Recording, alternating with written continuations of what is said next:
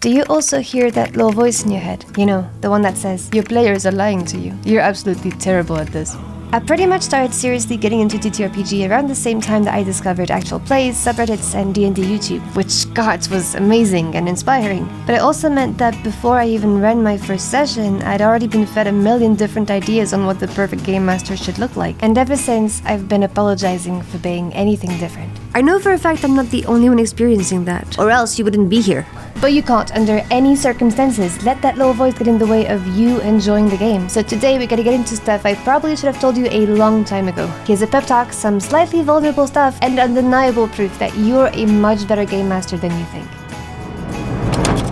Okay, but why is it so easy to think we're not good enough game masters? Maybe you're like me and you've always been in a situationship with self-doubt. Or maybe GMing is hard, or at least it's easy to feel that way because of the super widespread narrative that everything rests on the GM's shoulders. The to-do list never ends, making sure players have fun, handling pacing, balancing, scheduling, doing voices, encouraging roleplay. But on the other hand, how much of this is necessary? And how much of it is just a cool bonus? Also, a lot of the stuff is probably already happening naturally at the table. It's just that there's some fancy vocabulary out there for it. Narrative framing, 3 clues rule, failing forward. Naming it makes it sound like something you have to consciously learn. There's an overwhelming abundance of articles, books, videos, Reddit posts on how to be a better game master. So much GM advice out there telling you what you should and shouldn't be doing. To the point that trying to improve as a GM doesn't feel like going above and beyond, it feels like scrambling to hit the bare minimum. And it doesn't help that we're in the age of algorithms, where content creators have to be aware that 10 mistakes killing your game puts a lot more food on the table than gentle, reassuring vibes. Hi. Sorry, quick question. Yes. Aren't you one of the people who makes videos about what GMs should and shouldn't be doing? So yes, and I'm gonna address that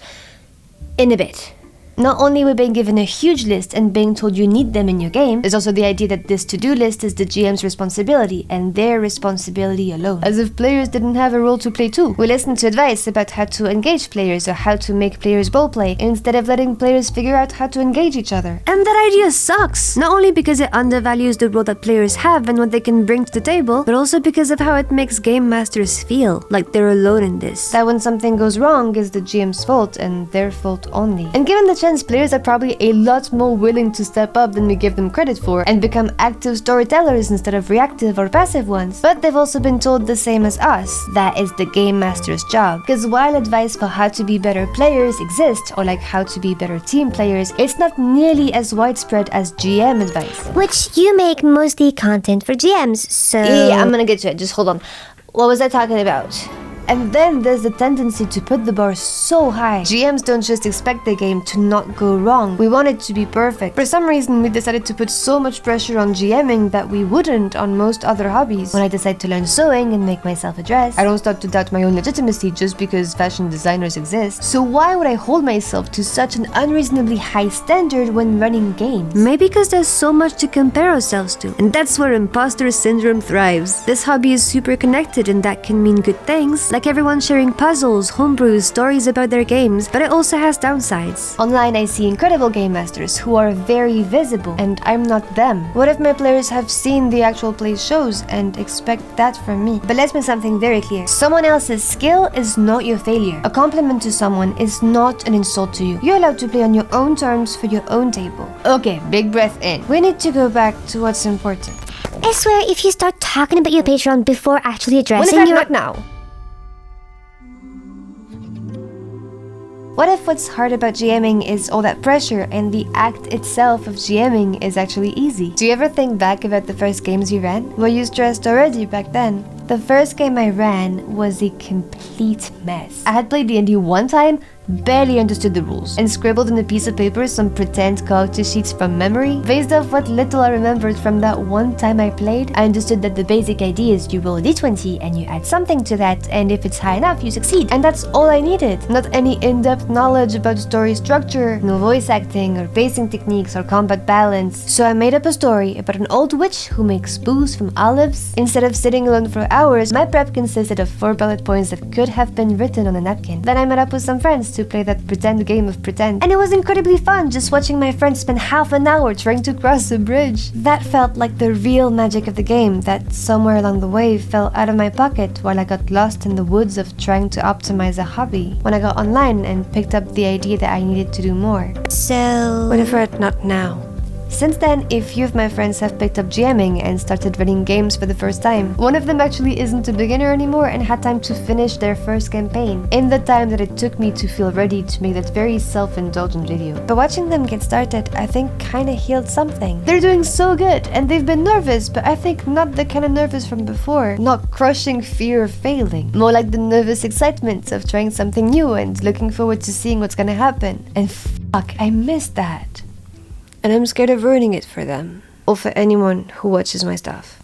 Do you think you're ruining it for them? Maybe. I mean, I know they watch what I make. And I'm a player at their table. So what if when we play, they think I'm expecting all that from them? Like I'm grading them. Even though I don't know what I'm doing. But you're still making the content. I know. And you believe GMs should be doing all that stuff you talk about. Honestly, I don't. I mean, I wouldn't be talking about something if I didn't genuinely believe it could be helpful. But none of it is an expectation. Nobody has to do any of that stuff. I don't want anyone to see a video and be like, oh wait, what's that about pacing? Should I have to worry about my pacing? I don't mean any of what I say to sound like you have to do it. Which doesn't mean it's not part of the problem. Yeah, and it sounds super self-important to think that anything I say would have any kind of impact. Like, I'm a small channel. But also that's the point. It's not one person. It's the accumulation. Each individual person might be well-intentioned, but ultimately it's all adding to the pile. It makes GMing sound so intimidating. yeah, and I know a lot of us are trying to be really careful about it. Like trying to stay away from scary YouTube titles, or saying this is what works for me, or you could try that, instead of you should do this, but... The machine is already rolling. Yep. The pressure on GMs is already so strong, and with algorithms rewarding urgency, it's just gonna keep doing what it does. Right, so it's bigger than you, nothing you can do about that. That's not what I'm saying. I know. It's just, what the hell do we do with that? I don't know. I guess one part is trying to break the illusion, maybe? The illusion? Like saying, I'm one of the people who puts content out there, and I'm also insecure. So you can assume that everyone else that you're watching also gets insecure, and everyone is constantly in the process of figuring it out, and nobody knows better than you. Gods, especially not you. Yeah. And maybe also since the machine's already rolling, then we just try and prepare people for it. Make sure there's a solid foundation of confidence so they can't be shaken so easily by the noise. Is that what we're doing? A GM advice video about not listening to GM advice? Yeah, I think that's what we're trying to do. So to Lucy and Sophia, and to every other GM who's ever watched someone like me ramble about that weird and lovely hobby, here's the only stuff you really need to hear. And all the evidence you're already doing beyond amazing.